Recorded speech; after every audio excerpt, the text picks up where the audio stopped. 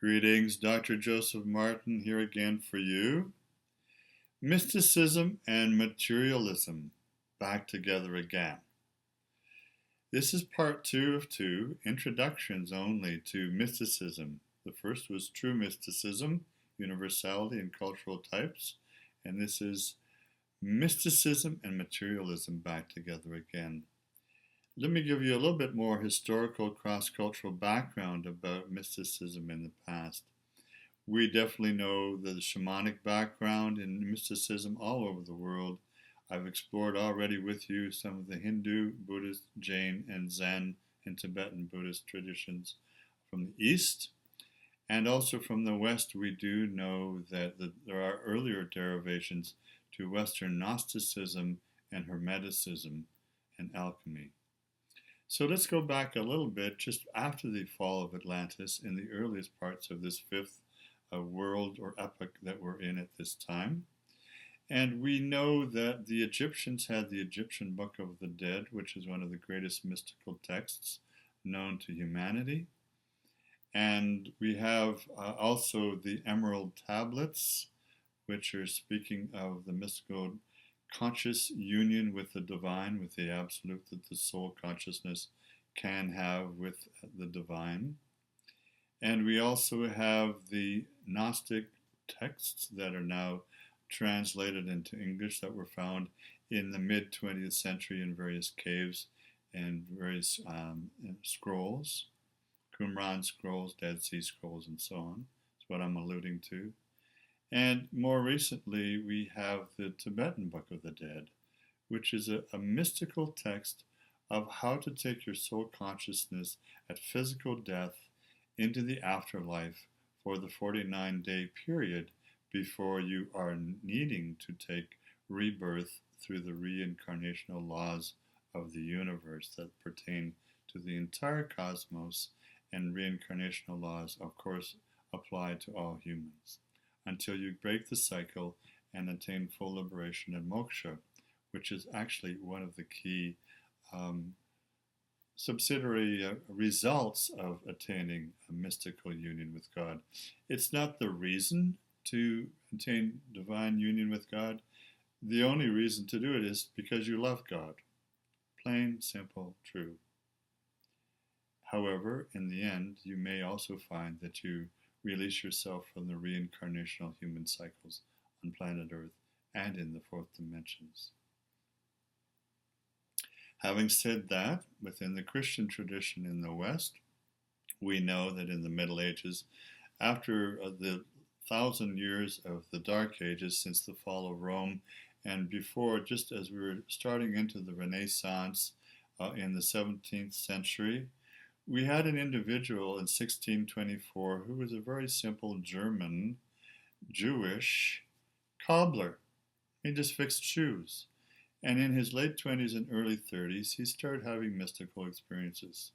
Jakob Boehme, B-O-E-H-M-E, was one and is one of the greatest mystics of all times. And he wrote many books. There's one called Aurora, which you can find online. But my favorite that I read over and over as a teenager and since then is The Way to Christ. Now, unlike many politicized religionists and Christians of our 21st century, he's not talking about the second coming of Christ, whereby there's going to be some kind of a political overtaking of other people. No, that's exactly antithetical to the whole nature of the Christ consciousness. What he's talking about, and which everyone in the spiritual consciousness awareness tradition is knowing, is that everyone on the planet can have a reawakening to the inner soul awakening of the Christ consciousness of perfected love and light within their own soul consciousness and their whole full being. This is what it means to have the second coming of Christ. It's a global experience felt individually, one person at a time, and it is happening worldwide. You could call it Buddha consciousness. It's simply a higher consciousness that will give you the mystical experience of union with all that is in the divinity of the source in the cosmos and your own being and heart. We have many other examples in the Christian tradition, particularly in the Catholic tradition, in the 16, 17, 1800s of Christian mystics. Some of my favorites that I loved to read when I was young: St. Francis of Assisi, the omnibus of his collected works. We have St. Teresa of Avila, the great Spanish mystic, who had such ecstasy in her relationship with the Christ consciousness and in particular Jesus. We have St. John of the Cross, who showed us the way of the shadow and the dark night of the soul, and how to move through that psychologically, emotionally, and spiritually. We have Sister Julian of Norwich, another great mystic from the United Kingdom. And on and on and on. There are so many great mystics, and we need to give a great shout out to Hildegard of Bingen, the scientist, astronomer, physician, healer, and also great mystic, who was a musician and composer as well, and abbess of a great Catholic monastery. There are many of them, as you might now note, are women. And of course, we also note that among those who were mystics are many great gay and lesbian mystics of all time, not just Catholics, but of all backgrounds. And there's a great book by Andrew Harvey called Gay Mystics, in which he incorporates from all the traditions, including Islamic Sufi mystics like Rumi and Shamsi Tabriz, and other great gay mystics of all time. And so now we have, as we're moving forward in time, we move into the 20th century. There have been a few people who were great mystics of our time. Some of them might be Jean Vanier, Mother Teresa, and there are a few others as well. And I think I might include in that some of our friends from the Hindu tradition, maybe Gandhi, and certainly Yogananda, and Vivekananda, and Ramakrishna, and others as well. Maybe you'll be one of the great mystics of the 21st century. The purpose of this particular video is to show you that there is a great battle of all against all, not just in the spiritual worlds, in the conscious, superconscious worlds, but here on earth in the three-dimensional body that we're all in at this time, if you're listening to this. It's the battle between the dark side and the light side. We have the spirit and soul on one side, and we have the dark and the shadow on the other side. In anthroposophical terms, and I highly recommend you read any and all books by Rudolf Steiner, who actually highlights and outlines this more and better than any other great mystic that I've ever read of any time or culture. Rudolf Steiner, in all his lectures between the 1880s and 1925, throughout the world, and they're all in hundreds of books now, annotations and translations from German into English. He outlines that the great battle of all against all is the spiritual battle of Archangel Michael and the light bearers and light bringers on one hand, light warriors, and the dark side of Ahriman and the dark materialistic forces of soullessness. And so this is a battle. Of course, the Third World War is the battle going on in every heart on the planet. Everyone has to decide and to transform all their dark, materialistic, deadening parts of their own psyche and nature into a much higher, righteous, truth-seeking, love-bearing light.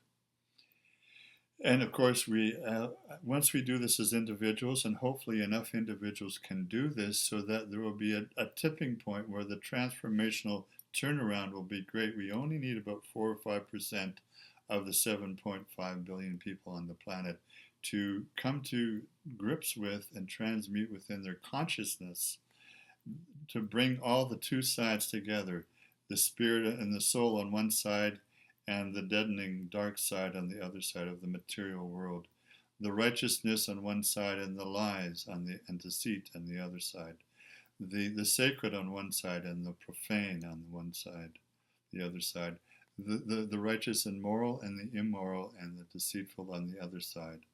All these things need to be brought to the light and the dark, the conscious, superconscious, and the unconscious, and of course the higher self and the lower shadow.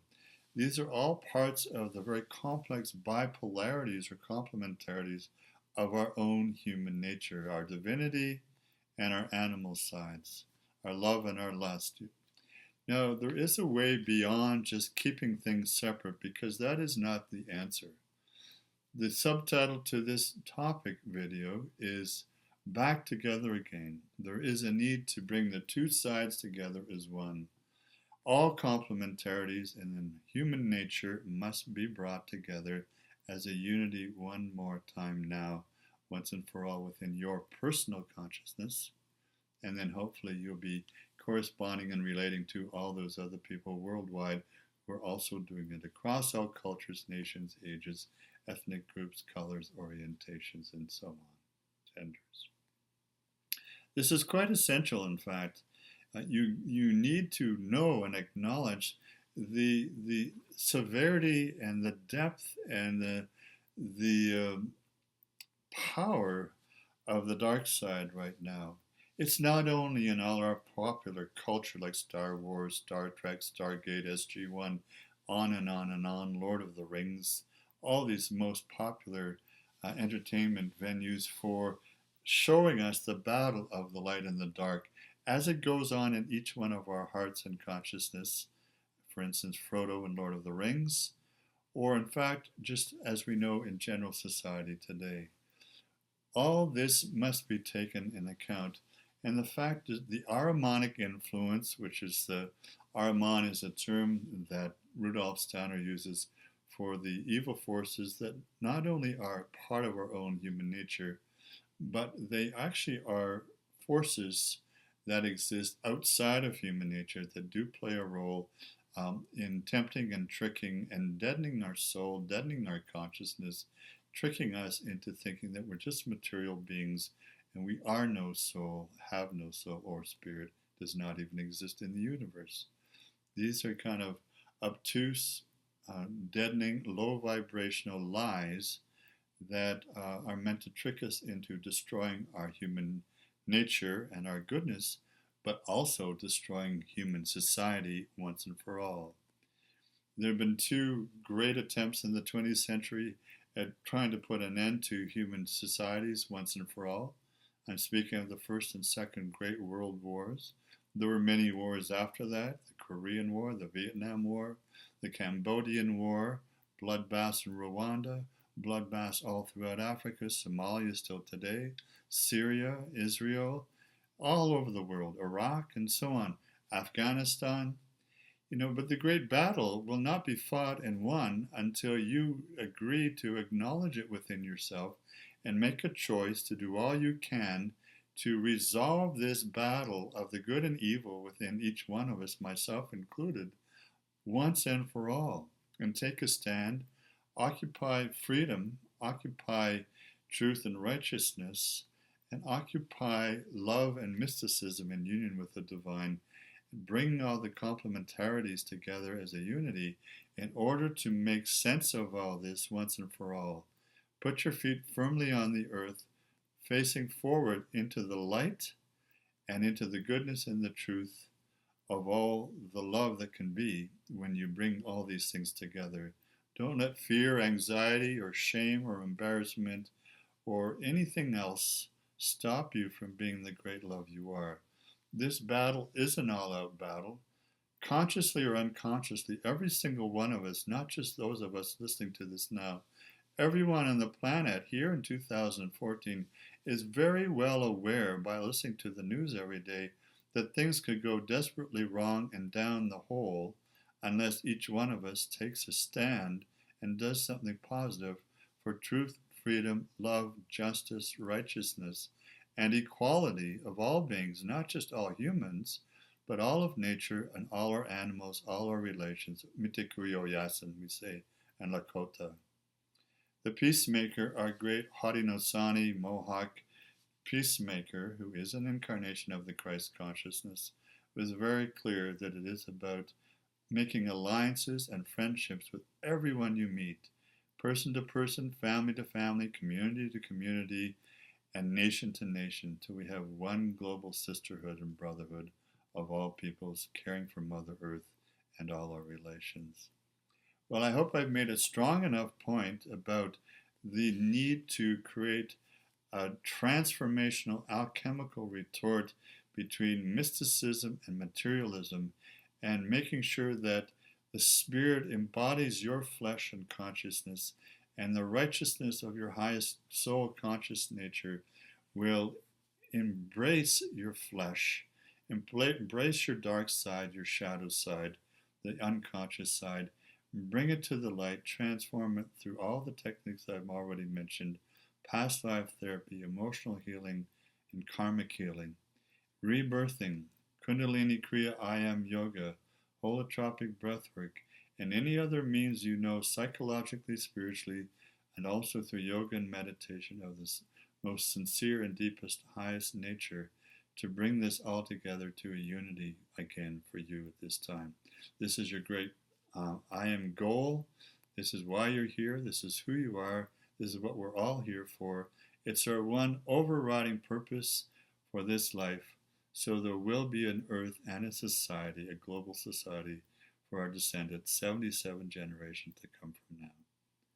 All healing, all love, all blessings, all courage, love, strength, decision, and action on your path.